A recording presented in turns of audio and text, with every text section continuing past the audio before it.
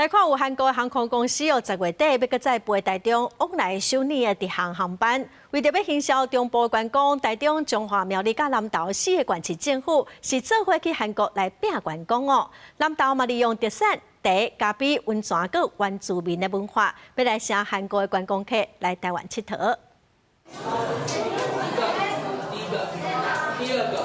韓國民眾對南投的青龍體驗南投的藥草，體驗 DIY 消透壓力的活動。青龍洪志遠講，韓國人的工課壓力真大，介去森林消透壓力，帶好南投真濟樹仔閣得拿。另外，佇外灘的飯店業者嘛觀察到，韓國人真介意才去一個所在來旅遊。離外灘真水嘛真出名，這攏是南投吸引韓國的觀光客的優勢。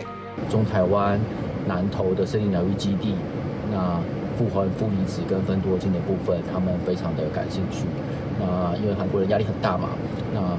可以到中台灣來這邊紓壓。接續台中跟韓國有更多直航班機，提升旅遊量能，期待帶動更多觀光產業能量與旅遊產業提升。因為台中的國際機場直飛韓國航班一直在增加，為着行銷中部的觀光，台中、彰化、苗栗還閣南投4個縣市的政府嘛做伙去韓國來拼觀光。南投縣政府除了去收集韓國人介意的旅遊的方式，嘛是韓國的首爾放廣告，讓韓國人知影台灣的中部真濟所在好耍的南投，而且會當來南投來佚佗。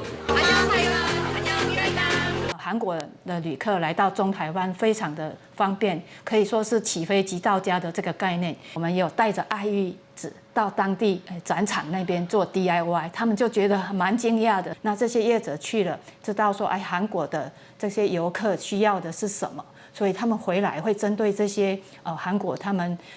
民眾來台灣旅遊最有吸引力的一些元素來做一個加強。南投縣政府觀光處表示，未來會一直看重國際市場，透過國際旅行展覽、媒體的宣傳，還閣業者交流等等的多元的方式，積極拓展國際的客源，提升南投觀光的國際視野。記者陳秀南投報道。